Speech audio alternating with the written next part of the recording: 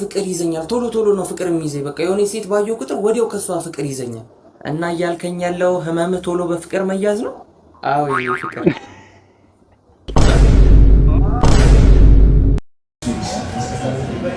ምንድነው ድራፍት ነው ድራፍት እባክሽ አታቀምልሽ ማለት ድራፍት ከመቼ ወዲህ ነው አረፋ ያለው ድራፍት መቼ ከመቼ ነው ወዲህ ነው አረፋ ያለው አረፋ ሰሙ ይሄ አረፋ ሰሙ አይንካይም እንዴ አረፋ ነው ደልሆን ነው ማሰብ አልፈልግም በህልም መኪና ቢነዳ አስባችኋል ምን ሊሆን አልጋውን ይዛልከር ነው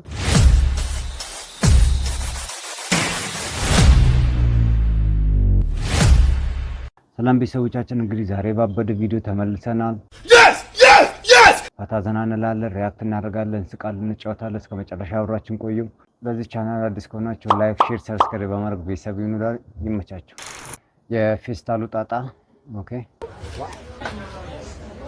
አቼ ይሄ ሽከርከሪቱ ስንት ብር ነው 20 ብር አንዱ ነው አዎ አንዱ ኧረ በየስጭኝ እስኪ ስንት ላድርግልህ አንዱ ነው 20 ብር መስኛልሽ እና ብዙ አትገዛ ኧረ አንዱ ነው የሚፈልገው ለምን አይ ገዛርጎን ጃፓይ ኧረ ደስታው ወዲያ ኧረ ዝም ብለህ ያዘው ወዲያ እና በምን ልሰጥ ነው ምን ነገረኛ አይቱናታ አንቺ እንዴት ዝም ብለህ ወግጂ ታፋሽ 5000 ብር ልታስቀጥለው አይቀጠም እኮ ኧረ እባክሽ ያነቴን ኧረ በጣም ኧረ ላሽ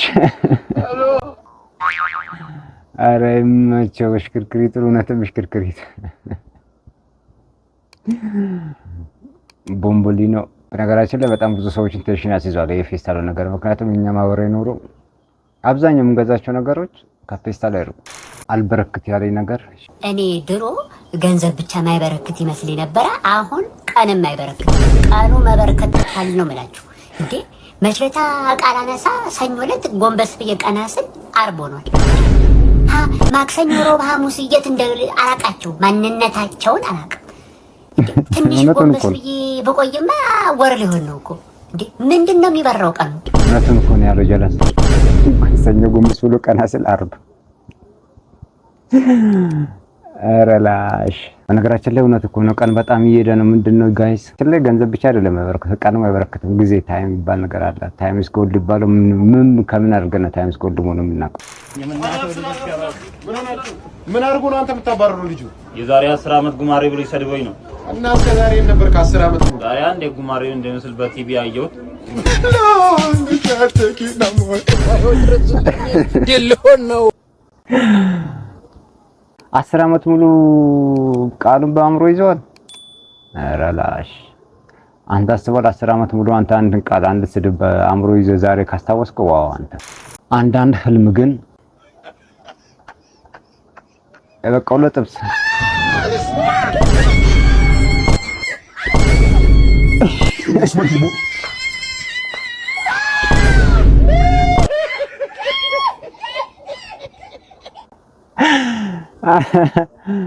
አረላሽ ግን እውነትም አንዳንድ ህልም ግን አስበዋል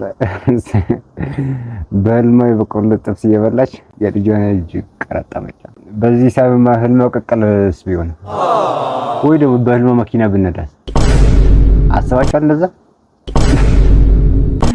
ማሰብ አልፈልግም በህልም መኪና ብነዳ አስባችኋል ምን ሊሆን አልጋውን ይዛልከር ነው ከሁሉም ፍቅር የሚይዘው ጀለስ ኦኬ እሺ ስለ በሽታ እስቲ አንዳንድ ነገሮችን ንገረኝ ይኸውልሽ ዶክተርዬ ምን መሰለሽ በቃ ወዲያውኑ ፍቅር ይዘኛል ቶሎ ቶሎ ነው ፍቅር የሚይዘኝ በቃ የሆነ ሴት ባየው ቁጥር ወዲያው ከሷ ፍቅር ይዘኛል እና ያልከኝ ያለው ህመም ቶሎ በፍቅር መያዝ ነው አዎ ይሄ ፍቅር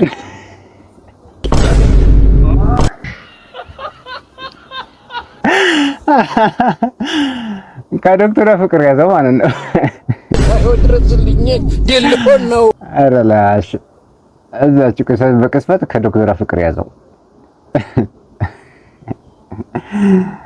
አረ ቀልድ አይጠገብም ጡት ማለት ሲዋጋ ጡት ማለት ሲወጋ ነው እንጂ ያናን ወዳቂሽን ወዲያ ይበሽል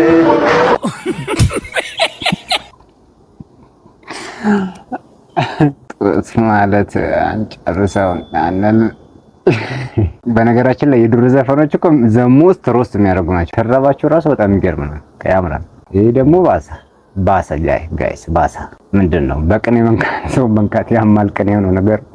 ቸጉድ አንድ ጊዜ በጥፊ ጫ ስጫትና 1 ሚሊዮን ብር ይሰጥሻል። ትባይ ግን ትመቸኛለሽ።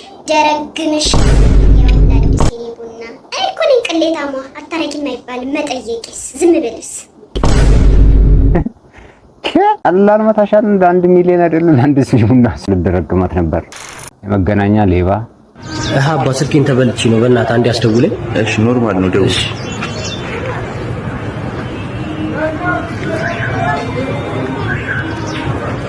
ሄሎ አባ ስልክ ገዛለሁ ያልከኝ ልጅ ነህ? በቃ የምናውቀው ቦታ ጠብቀኝ። እሺ ካሽ ወዴት ነሽ አባ? ስልኬን ስጪኝ። ወዴት ነው ማለት? ስልኬን ስጠኝ እንጂ። ስልኬን ማለት አሁን ያስደወልኩን ስልክ ስጠኝ እንጂ። ለምንድን ነው ያስደወልከኝ? አስደውለኝ አላልክም? አስደውለኝ ማለት ስጠኝ እንጂ ስልኬን። ስጠኝ ማለት ስልኬን ስጠኝ አባ። ምን ስልኬን ስጠኝ ማለት ሲጀመር ስልኬን ስጠኝ። ስልኬን ማለት ኧረ አባ ምን ሆነህ ነው? እኮ ለምንድን ነው የምሰጥህ? ንብረቴን መልስልኝ። ንብረቴን ማለት ስልኬን መልስልኝ እኮ። ለምን ሆነ? ስልኬን እኮ ነው መልስልኝ። ለምንድን ነው መልስልህ? እሺ ለቀህ አዋሪኝ። ለምንድን ነው የምለቅህ? እሺ ልቀቀኝ እኮ ና አናግረኝ። ኧረ ልቀቀኝ። ና እንጂ አናግረኝ። ልቀቀኝ ና ዋት ኧረ ላሽ ተቀየረበት። እንደውም እኮ ከሌባው ልክ ባለ ስልኩ ልሸሸው እኮ ነው ልቀቀኝ የሚለው። እውነትም የመገናኛ ሌባ። ዋው ጋይስ እንኳን ሰው እኮ ማገዝ አልቻለም በእውነት። እኔ አሁን የሆነ መንገድ ላይ የሆነ ሰው መጥቶ ተቸግሮ ወይ ከክፍለ ሀገር ወይ የሆነ ነገር መጥቶ ስልክ አስደውልኝ ቢለኝ አላስደውልም በታምር። እንዴ ስንቴ ሻሻ ተሰራው ነው እንደዚህ። ግራ ገባን እኮ ሌባውና ጻድቁ መለየት አቃተ ጋይስ። እንደ ስራችሁ አስተማሪ ሲጠምድ። አንተ ትላንት የሰጠሁትን የቤት ስራ ሰርተህ ጨርሳል? አልጨረስኩም። ለምን? አንተ የኛን ፈተና አርመህ ጨርሳል? የሌላ ክፍል ፈተና ስለነበረብኝ እናንተን አርሜ አልጨረስኩም። እኔም የሌላ አስተማሪ የቤት ስራ ስላለብኝ አንተን አልሰራሁም። ዋት አስዋል። እንደዚህ አይነት ተማሪ እኮ እሳት። ዋው እንዴ ተማሪ ጋር መቃረብ ከባድ ነው። እንግዲህ ቤተሰቦቻችን የቪዲዮ እስካሁን ከተመቻችሁ ላይክ፣ ሼር፣ ሰብስክራይብ በማድረግ ቤተሰብ ይሁኑ። ይመቻችሁ። ዛሬ ጭራሽ ከቤት አልወጣም። ምን ፈለግ? ብትወጣ መጠጥ ነው የምትጋተው። ይሆን ያቦልህ አልጠጣ። አሃ ጫጫታ ጎደለብህ። ምንድነው ዝምታ? A few moments later በሉሽ ለደና ደሩኒ ወደ ቤቴ ልግባ። ማለት ወደ ቤቴ አልግባ። ኧረ ላጀለስ ነው ብሎታል። እዚሁ ብላ። እሺ አዳር ስንት ነው እዚህ? ዋት ኖ ምስጢር አወጣ ጭራሽ ድሮ ሲያደርግ የነበረውን አለላሽ ገዛ እጇ አጠጥታ ምስጢር ነው። እንደገና ቅሌት። ይሄስ ቅሌት ነው። ኦ ማይ ጋድ ዳግም ግን ከቤት ያወጣል። ከቤት መውጣት ብቻ አይደለም ዳግም መጠጥ የተባለ ነገር አይነካትም። ከቤት የማትወጣውን ልጅ ይዘሽ ስትወጪ ይሄው መጠጣችን ዛሬ እንኳን ጠጪ። ምንድነው? ድራፍት ነው። ድራፍት እባክሽ አታውቅም ብለሽ ማለት ድራፍት ከመቼ ወዲህ ነው አረፋ ያለው? ድራፍት መቼ ከመቼ ነው ወዲህ ነው አረፋ ያለው? አረፋ ሰሞኑን ይሄ አረፋ ሰሞኑን አይንካይም እንዴ? አረፋ ነው እንዴ? እኮ ድራፍት አረፋ ነው። የመጠጥ አረፋ ያንቺ ለምን የለውም? የኔማ እንደዚህ አድርጎ ቀርቶኝ ነው። አረፋ አረጋ አጠጣታል። ጓደኛዬ ከምንም አረፋ ለኔ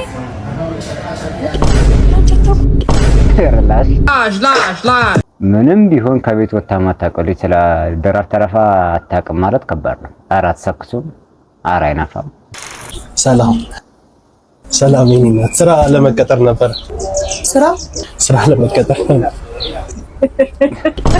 አረ እንደው እኮ እዚህ ሀገር ያላችሁ ሰዎች እንደው በዚህ እድሜ ስራ የለህም? የለኝ። ምን ሰርተህ ታውቃለህ? ረዳትነት ሰርቻ 5 አመት ይሰራል እንዳለ አለ ወረቀት እንዳለ። አሁን እኮ የረዳትነት ስራ የለም። አየህ አይደለ? ህዝቡ በህዝቡ ነው ብሩን የሚያንቀሳቅሰው። የለም የረዳትነት ስራ የለም። እንትን ይመቻል፣ ፕሌን ውስጥ ለውዝ ማዞር ምናምን ይመቻል። ደስ ይለኝ። በርጫው ከእናንተ ነው። ይመቻል ችግር የለም። እንትንስ ይመቻል። እንዴት ነህ? መምታት ላይ እንዴት ነህ? በሁለት እጄ እመታለሁ። ችግር የለም። ፈጠንክ መምታት ላይ ፈጠንክ። እሺ በአንድ እጄ ፈጠንክ። ማሽን ቢሆን ቆርጦ ነበረ። በሶ እኮ ነው ያልኩህ። በሶ አይደል? እኔ ጤና እጠብቃለሁ ይመስለኝ። ማዋለድ ላይ እንዴት ነህ? ያስረግዛለሁ እንጂ እውቀት የለኝም። ችግር የለውም። ስራው ምንም እውቀት አይጠይቅም። ልጁ ሲወለድ ወንድ ከሆነ ሁለት እልል ማለት ነው። ሴት ከሆነች ደግሞ አንድ እልል ማለት ነው። አንተ እልልታ ላይ በጣም ጎበዝ ነህ። በጣም ጎበዝ ነህ። ያደግንበት በጣም ጎበዝ ነህ። እንትንስ የሀብታም ለቅሶ ላይ ዣንጥላ መያዝ ይመቻል? ሀብታም ይሁን እንጂ እግርም ይዛለሁ፣ ቀሚስ ይዛለሁ። እኔ ችግር የለም። አንተ ትይዛለህ፣ ታስታውቃለህ። እኔ እተማመንብሃለሁ። ታዲያ እዚህ መተህ ስራ ስትቀጠር ሶስቱን በማ የሚጀምሩ መስፈርቶችን ማሟላት አለብህ። ማለት አንደኛው ማሽቃበጥ ነው። አሽቃባጭ ነው የሚሉኝ እንግዲህ ማሽቋለጥ ነው። አሽቋላጭ ነው የሚሉኝ ቅጽል ስም ጨብጨብ ነው። እነዚህ ሶስቱን ካሟላ በእርግጠኝነት አንተን ትልቅ ቦታ ላይ የምናይ ይመስለኛል።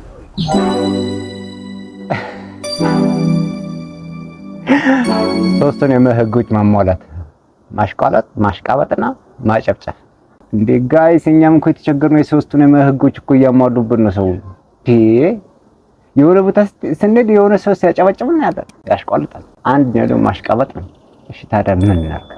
ጨቅጭቃ ጠጣ ወይ ደግሞ ለባለቤት ስታክሷን ጨቅጭቅልህ። ሴቶች መጨቃጨቅ ላይ አሪፍ ናቸው እያልኩ እኮ ነው እኮ። እንዳትደውል ከዚህ በኋላ ጨቅጭቃ ጠጣ ዘው ነው ያስጨቃጨቀኝ። ይኸውልህ ከዚህ በኋላ ብትደውል ነው መርጌታ አስቀዝናለሁ። ከሚስት ጋር ነው ማጨቃጨቅ። የእንግዲህ ልጅ እንዳትደው ስራ ፈታረኝ እንዴ? ምን ፈልገህ ነው? ሰላም ነው መርጌታ። ሰላም ተውም ጥሩ። እዛ ስንት ሰው ቁጭ ብሎ ያ ሰላም ወደ ጉዳይ ገባ። ምን ፈልገህ ነው? እንዲረዝምልኝ ነው። ምን እድሜ ነው? አረ ዘንድሮ ልጅ ተኝታ አታድርም። በቃ አይደል እኔ መርጌታ ችግር ሰማይ ጠቀስ እናደርጋለን። ይኸውልሽ አንተ ራሱ ስትጨርስ እንደ ድሮ አታራግፉ። መሬት ላይ ጥለህ እንደ ሲጋራ የምትገል ይገርማል። አይ ጋሼ ችግር የለም። ከዛ በኋላ ተንከናልበህ ወደ ቤት ነው። ምንድነው የምትሰራው ለመሆኑ? እንጨት ቤት ነው የምሰራው። አናጺ ነኝ። አጋጣሚ አይገርም። ሜትር ልጥል ነው ማለት ነው።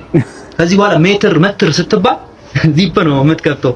ከዛ በኋላ መትረስ ስትጨርስ እንደ ሜትር ብሎ እንዲገባ መሰብሰቢያ ምንላት መድኃኒት አለች። እሷን እሰጥሃለሁ። ደስ ይለኛል መርጌታ፣ አመሰግናለሁ። ይገር የለውም። አይው ላገኘው ብለህ የጸበሩን ሰው እንቅልፍ ንሳና መድኃኒቱ በእጄ ነው አሽከርክሬ ነው ማሰጣ። አረ ችግር የለውም፣ በአግባቡ ነው የምጠቀመው። አላህ እንደ ሜትር የሚሰበሰበው ነው የምሰጣለው እንዴ? አስበዋል። ምንድነው ጋይስ ነገር ያየህ ጂን አለበት እንዴ? ለአንድ ኩላሊት በ200 ዩሮ። እነዚህ የምትመለከቷቸው ሞተረኞች ሁሉም በሚባል ደረጃ ኩላሊታቸውን ሽጠው ነው ይሄን ሞተር የገዙት። ወጣቶች ካሉበት ችግር ለመላቀቅ ሲሉ ኩላሊታቸውን መሸጥ በጣም የተለመደ ነገር ነው። ይህን እንዲያደርጉ የሚያደርጓቸው ደግሞ ህገወጥ ደላሎች ናቸው። ህገወጥ ደላሎች የተቸገሩ ሰዎችን እያፈላለጉ ኩላሊታቸውን እንዲሸጡና በጣም ብዙ ብር እንደሚያገኙበት እና ደግሞ ኩላሊታቸውን ከሸጡ በኋላ ያለምንም ችግር መኖር እንደሚችሉ ደጋግሞ እየነገሩ ያሳምኗቸዋል። ይህንን ካረጉ 4000 ፓውንድ ወይም ደግሞ 6000 እና 5000 ዶላር እንደሚከፈላቸው ቃል ይገቡላቸዋል። ከዛ ቀዶ ጥገና ወደሚካሄድበት ሆስፒታል ይወስዷቸውና በፍቃደኝነት እንደለገሱ አስመስለው እነሱ ሳያውቁ ያስፈርሟቸዋል። ቀዶ ጥገናው ተጠናቆ ኩላሊታቸውን ከወሰዱ በኋላ ግን በጣም ብዙውን ጊዜ ቃል ከገቡላቸው ገንዘብ ግማሹን ነው የሚከፍሏቸው። በጣም ብዙ ባለሀብቶችም ይሄን ኩላሊት ፍለጋ ከተለያየ ሀገር ክፍል ወደ ኬንያ ይመጣሉ። በጣም በሚገርም ሁኔታ ግን አንድ ባለሀብት ይሄን ኩላሊት ለማግኘት 80,000 ፓውንድ ያክል መክፈል አለበት። ይህም ማለት ከወጣቶች ከተገዛበት ገንዘብ 40 እጥፍ በላይ እንደማለት ነው። ወጣቶችም በወሰኑት አደገኛ ውሳኔ ልክ ገንዘቡ ህይወታቸውን ስለማይቀይረው ሁሉም በሚባል ደረጃ አሳዛኝና በጣም ትልቅ በሆነ ጸጸት ውስጥ ነው የሚኖሩ። ህገወጥ ደላሎቹም ህፃን ትልቅ ሳይሉ ሁሉን እያታለሉ በማይረባ ገንዘብ አካላቸውን ይነጥቋቸዋል። እንግዲህ ይህን ሁሉ የሚያደርገው ገንዘብ ነው። ነገራችን ላይ እኛ አፍሪካኖች እኮ በጣም ትልቅ ዳርክ ውስጥ ነው ያለነው። ምን ማድረግ ይቻላል? አሁን ምን ማለትም አልችልም። በነገራችን ላይ በሰው መፍረድም አልችልም። ጆዬ በቃ ፍላሽን ወስጃለሁ። ካሌባ ኧረ ዛሬ ገደለችኝ በእናት። ምን ማን ነው የሚገልህ? ኧረ ጎረቤታችሁ መወዳት ልጅ እና ያቺ ዝምተኛ ልጅ ደግሞ ምን አርጋ ነው የምትገልህ? ከቤተሰብ ጋር የሚታይ ፊልም ጫንልኝ በላይ ከቤት የሚያስባርር ፊልም ነው የጫንኩላት። ማለት የጀርመን ካራቴ። ይህ ደግሞ እና ካራቴ ያስባርራል እንዴ? አይደለም ካራቴው እኮ አልጋ ላይ የብልግና ፊልም። ወይኔ ምንም አታውቀው ልጅ። ቤተሰቦቿ እሷንም አንተንም ነው የሚገሉ። ጆይ ተበላሽ በቃ። ስማ ይሄን አይተነዋል፣ ሌላ ጫንልኝ።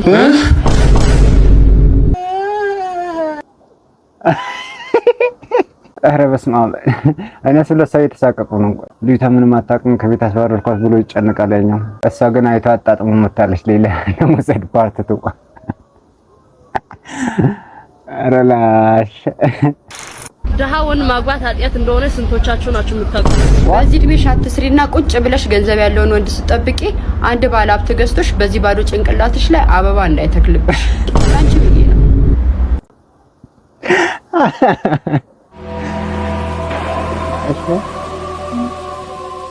አንድ ባለ ሀብት መጥቶ አበባ እንዳይተክልበት። ከምንም በላይ ግን የልጅቷ አነጋገር ነው ያናደደ። የመጀመሪያ እንደ ድሃ ወንድ ማግባት ኃጢአት ነው እንደ ኢትዮጵያ ህዝብ ውስጥ የሚኖሩ ወንዶች ታዲያ ትቀልጃለሽ? እንደ ኢትዮጵያ ውስጥ ያለው ህዝብስ ምን ሊሆን ነው? ኃጢአተኛ ነው ሙሉ ንስሐ ያስፈልገናል ታዲያ። ያ ማለት ንስሐ ለመግባት ወደ ሀብታም ሀገር መሰደድ አለብን? ምን ትላለች እቺ እንደው?